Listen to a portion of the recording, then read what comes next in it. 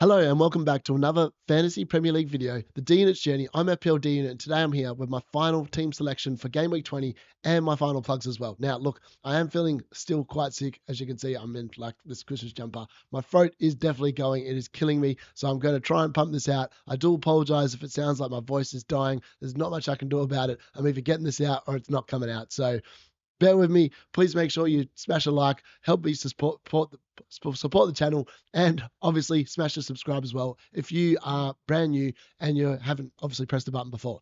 So into the final plugs for Game Week 20. A lot to get through this week. And I've had lots of questions come in about transferring Cunha out, transferring Rodgers. Some people, unfortunately, have Rodgers, Cunha, and Timber suspended this week. I'm in the lucky position I only had Cunha and Timber, and for me, Cunha was definitely always going to be a sell this week, or whenever he got suspended. It was my dumb decision last week to bring him in. No idea. The dumbest move I've made all season, and he has to go.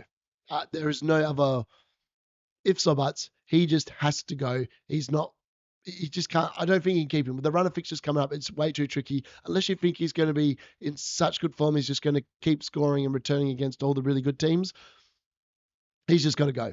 So for me, it's Sucker's got to go. He's going to be out until probably March at this point. Cunha's got to go. Rodgers, I don't think has to go, but lots of people are looking at moving him on. Lots of people bought him in this week as well, and I actually don't think it's the worst player in the world to bring him in because the run of fixtures coming up for Aston Villa are pretty good. Other than Arsenal, I think it's next week. But he's in good form, and after that, you want him in my team. I want to bring him in 2 weeks' time. So if I was wildcarding this week, that's probably what I'd do. I just wouldn't be wildcarding this week because that's a long time to go, and setting up your team for the whole rest of the season doesn't make much sense to me. Timber, I think, has to stay as well. For me, I didn't even think about getting rid of him.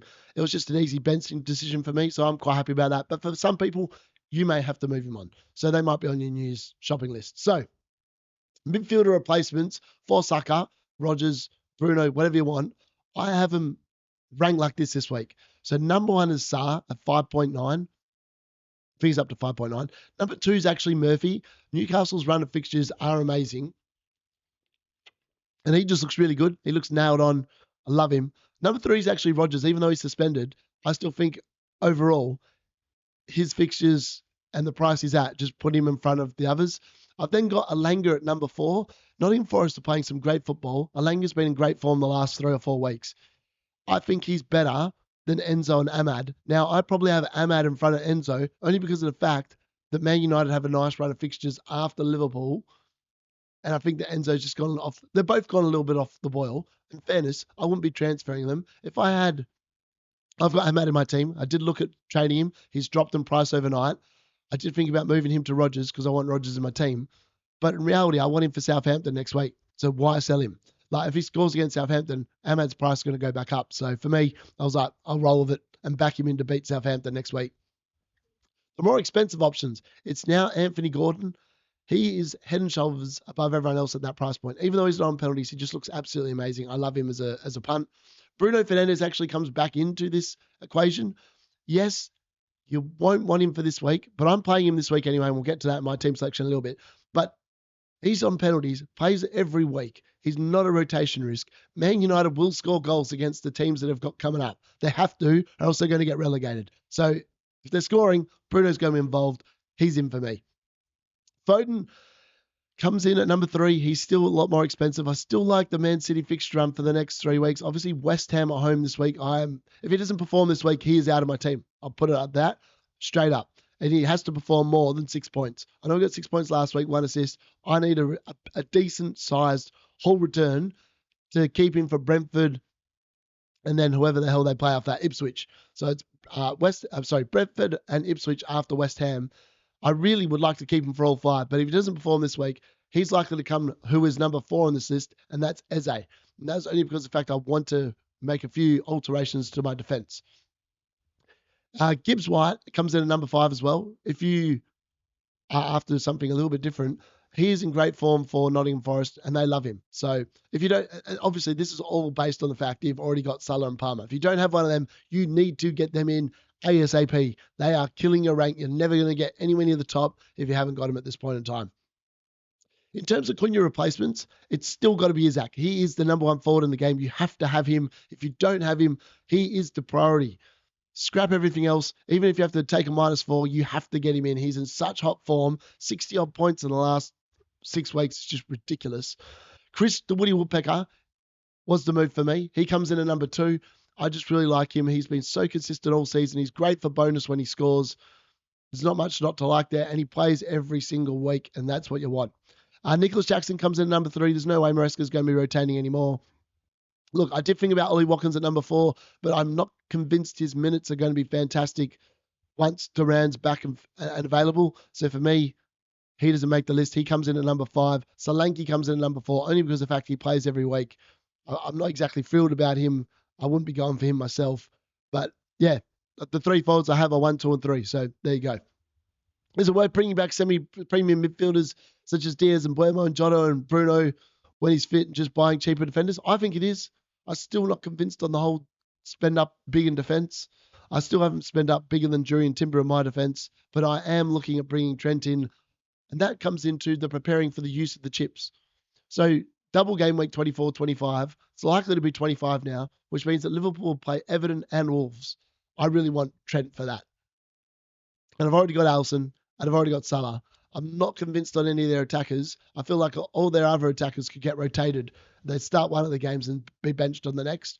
So for me, that kind of rules them out. So I am thinking about going double Liverpool defence for that particular time. And the idea is to probably get Trent in over the coming weeks in preparation for that. Ideally, I don't know if I want him the next 2 weeks. Man United and Nottingham Forest. Yes, Man United don't score goals, but funny things happen in this fixture. And Nottingham Forest's defensive record is so good. And they seem to find ways of scoring goals. So I'm not sure about the next 2 weeks. But maybe after that, I really will try and make a move on getting him in. This is definitely the time to rank up, though. With injuries and suspensions, obviously, we've had a number of teams this week are rocking 3 players on the bench with suspensions because they want to hold them, which is perfectly fine. Then if one of your players doesn't play, you're playing with 10 men. So, this is the time. If you're switched on, you're engaged, you're paying attention, you make the right moves, you can really shoot up the rankings. I mean, last week, for example, I stuffed up. I had Hole on my bench, and I dropped 30,000 spots. So I'm down 53,000 for the start of this game week. That's all on me. And the fact that I sold João Pedro to Cunha, if I'd just done what I'd done this week, I would have been laughing because I could have done it last week because I had the money to do it.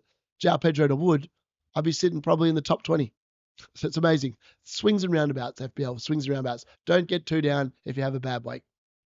Lastly, Amad, Enzo, Sarr, Rogers, Murphy, Alenga, which one do you buy? Is it possible to rock them both? I think if you've got the money, Sarr's probably the best pick. Rogers is definitely number 2, but he's obviously not playing this week. So yeah, lots of things to consider here. Now we're going to get into the team selection bit of this video and have a look at how my team is looking from last week and what I'm going to be doing this week.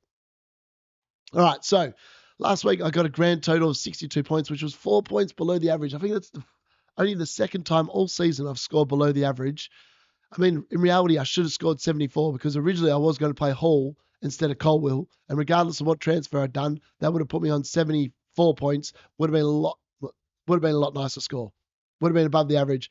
Probably would have hovered around the same rank I was already at, which was 23,000. So that's disappointing. Down 30,000 this week, 53,440. Look, ideally this week, I just get back inside the top 50. I'm not overly thrilled with my team this week, but it does look good over the coming weeks, which is why I haven't panicked and made more than one transfer. So let's get into what we're looking at for this week. And yeah, let's have a look. So pick team. Here we go. So we are going to be rocking Alisson Becker in goal at Man United. So when they visit Manchester, I do have a clash this week.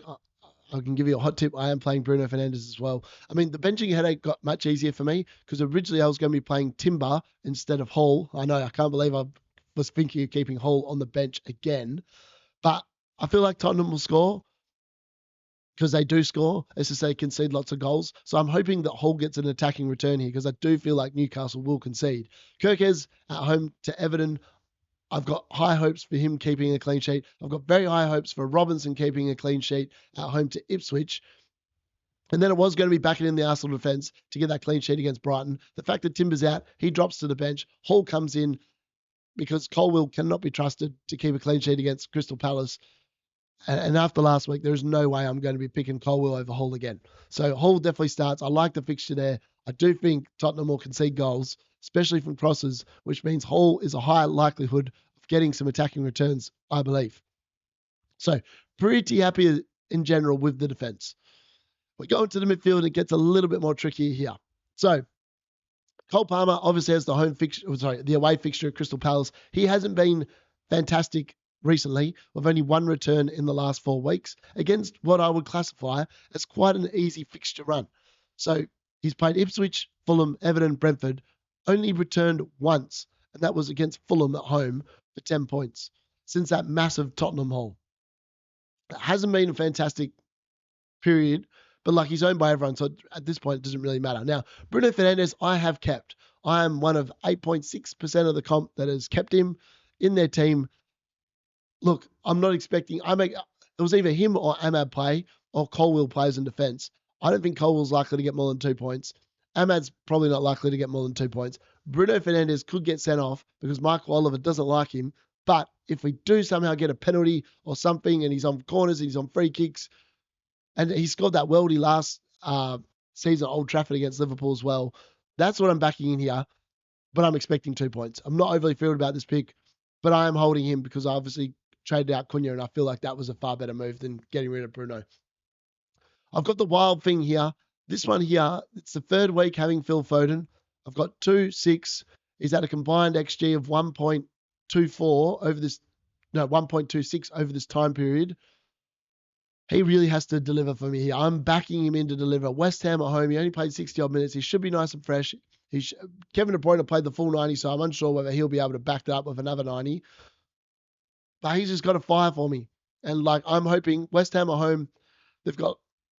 If I had a Man City defender this week, I'd definitely be playing him. Jared Bowen out makes West Ham almost look like a team that's just going to sit back and try and defend, and they can't do that very well. I'm hoping City can put 5 or 6 past them. If they do, Phil Foden's definitely going to be involved, and my rank will definitely be going back up the right way this week. But it is very reliant on him starting and hopefully performing. If he doesn't perform this week, he will be out next week. That's 100% guarantee. Mo Salah, obviously, it's impossible not to overlook the Egyptian king. Earlier in the season against Man United, he scored 17 points from 1 goal and 2 assists. It's an easy captain choice for me this week. You don't even have to really put too much effort into it. 16-9, 21-5, 18-13, 13, 14-9, 10, 12. That's his last 11 weeks. It's impossible not to back this man in as captain. If you want to take him on, you're just going to be losing rank, I think, this week. He loves playing Manchester United, and I just think he's great. So up front, obviously, I did make the one transfer. Cunha has left the team. His run of fixtures is just no good, and the suspension just confirmed it. I mean, I was kind of hoping he'd make the Nottingham Forest game. He didn't. He came off a halftime of the Spurs game with an injury. It's just a dumb trade. In reality, I should have had the Woody Woodpecker. I'm so actually glad to have him back. He made me so excited when I owned him earlier in the season prior to me shipping him out. I think I got rid of him in game week 11. Yeah, I got rid of him in game week 11. He was unbelievably massive for me. I'm hoping that he can do the same on his return. He's almost up to 30% ownership now. It's crazy. This man, this New Zealand sexy man, the Woody Woodpecker, is going to continue to get me some wood, and I'm very excited about that. Isaac, easy decision. I'm surprised he's only owned by 50.5% of the comp still. This dude is on a tear. 7, 8, 17, 11, 8, 11. Man United, I think, actually defend in open play better than Tottenham, which means I'm scared for Tottenham supporters this week because that man, I watched him firsthand at Old Trafford. He is probably the best forward in the Premier League at the moment. I mean, if Man United were serious, they just cough up a points deduction, go and buy him.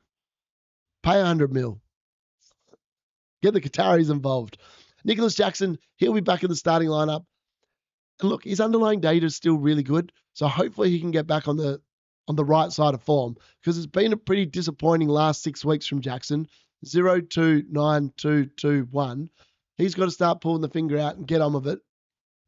But I am expecting him. He's got a nice couple of fixtures. I'm not too concerned about that. On the bench, Fabianski probably still likely to be out.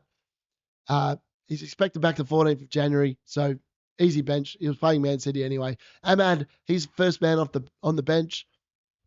Pretty easy. It was either him or Fernandes, but I think Fernandes on penalties just makes more sense to play. Colwell obviously starts there as well. I did think briefly about going four-man defence and just benching Man United options, but Bruno Fernandes, you can never rule him out. Even in games where you just think we're playing like absolute turd, he can be pretty good. So look, that's my team selection for game week 20. Let me know what you're thinking. If you've got any last minute questions, I will be back with a deadline stream tomorrow with Alan. Hopefully we'll start by 9 o'clock. It'll be a 2-hour session. Hopefully my throat's feeling a little bit better so I can talk a little bit more, or else Alan will be doing most of the advice tomorrow. He did smoke me, FYI, in our head-to-head league on the weekend, so he's going to be up and about. So hopefully that can bring my energy up as well. Make sure you smash the like button, subscribe if you're new, and I'll see you on the other side for game week 20 deadline. And good luck in game week 20 with your team selection. Thanks for watching. That's been the D Unit.